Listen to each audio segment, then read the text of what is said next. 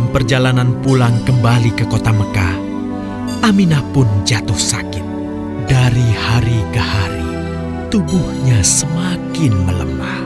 Hingga di sebuah kota bernama Abwa, letaknya antara Mekah dan Yastrib, Aminah meninggal di sana. Dan Muhammad kecil pun menjadi seorang anak yatim piatu.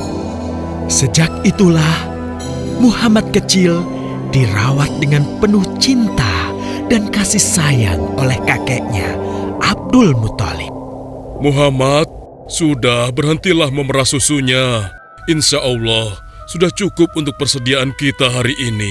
Beristirahatlah sejenak, makanlah agar kau tetap sehat.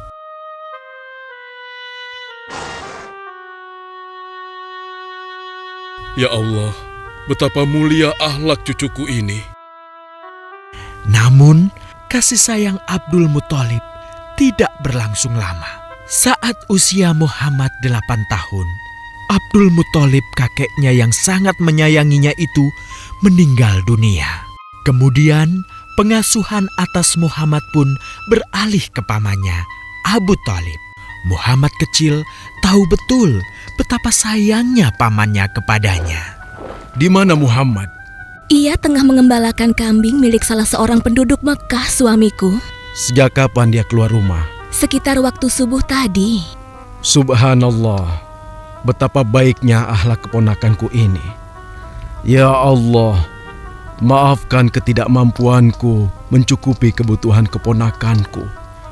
Sayangi dan berkahilah dia. Jadikanlah dia orang yang mulia di antara manusia.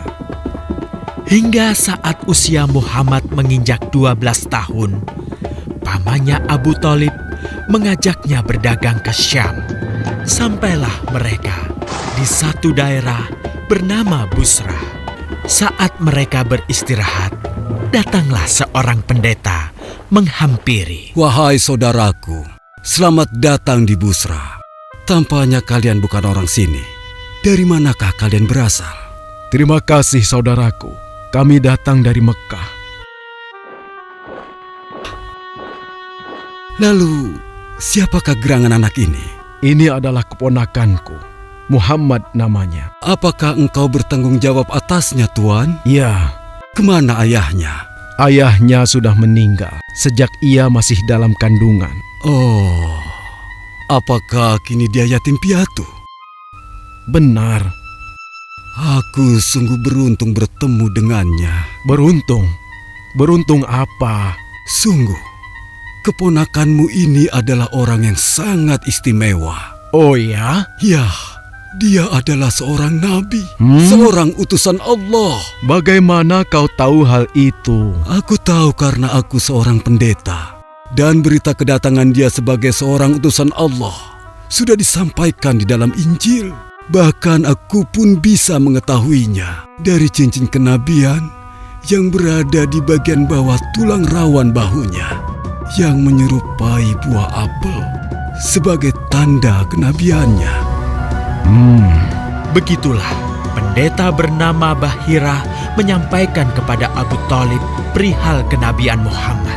Ia berpesan agar menjaga baik-baik keponakannya itu, karena Muhammad kelak di suatu saat nanti akan menghadapi banyak gangguan dan rintangan. Istriku, Muhammad sudah berusia 25 tahun. Aku pikir sudah saatnya dia untuk menikah. Betul, suamiku. Namun, dengan siapakah dia akan kita jodohkan?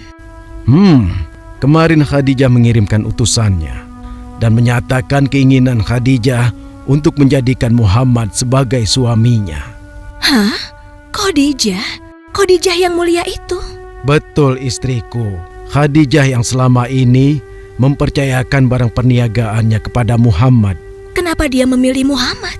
Ya, Khadijah mengagumi kejujuran dan kebaikan akhlak Muhammad. Menurutmu sendiri bagaimana?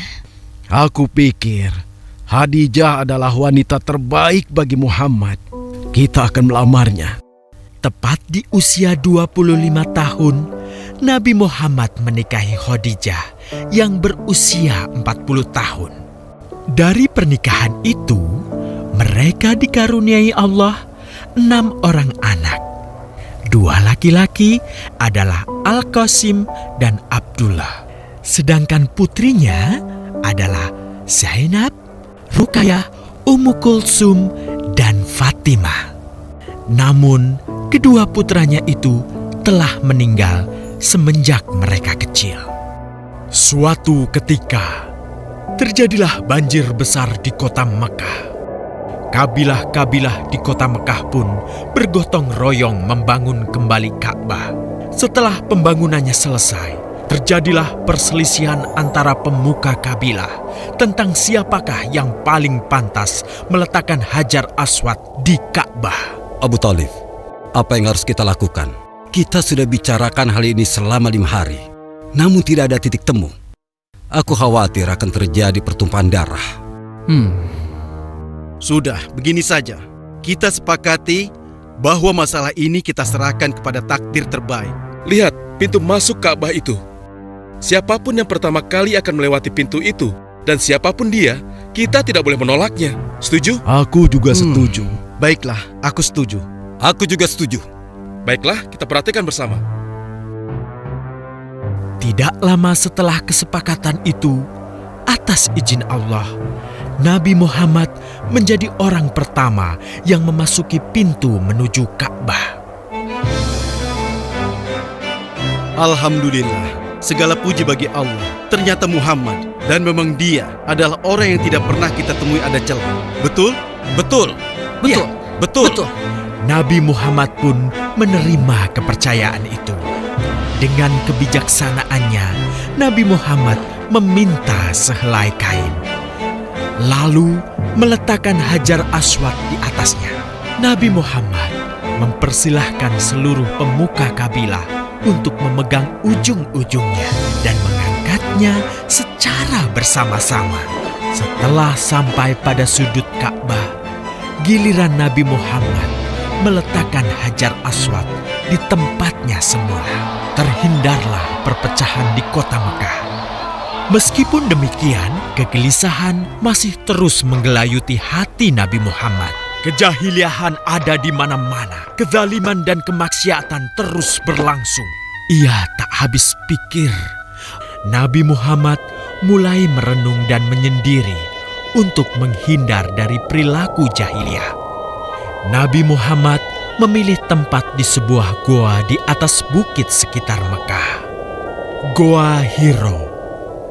Dari mulut goa itulah Nabi Muhammad bisa memandangi kota Mekah yang dicintainya dengan pandangan yang lebih luas. Hingga suatu ketika, sesuatu yang tidak pernah terbayangkan sebelumnya terjadi. Tiba-tiba, goa itu menjadi terang benderang. Kemanapun arah mata melihat, di sanalah cahaya itu ada. Itulah malaikat Jibril. Jibril berkata, "Bacalah." Dengan gemetar, Nabi Muhammad berkata, "Aku tidak bisa membaca." Malaikat Jibril lantas merangkul Nabi Muhammad SAW dengan kuat hingga nafas beliau sesak. Seraya berkata lagi, "Bacalah." Sampai akhirnya malaikat Jibril membantunya setelah merangkulnya dan menyuruhnya membaca hingga 3 kali. Kemudian malaikat Jibril membantunya membaca. "Bacalah dengan menyebut nama Tuhanmu yang menciptakan. Dia telah menciptakan manusia dari segumpal darah. Bacalah, dan Tuhanmulah yang paling pemurah, yang mengajarkan manusia dengan perantaraan Al-Qalam. Dia mengajarkan kepada manusia apa yang tidak diketahuinya." Kalimat suci telah terucap. Resmilah sudah. Dari dalam Gua Hiro, Allah mengangkat Nabi Muhammad SAW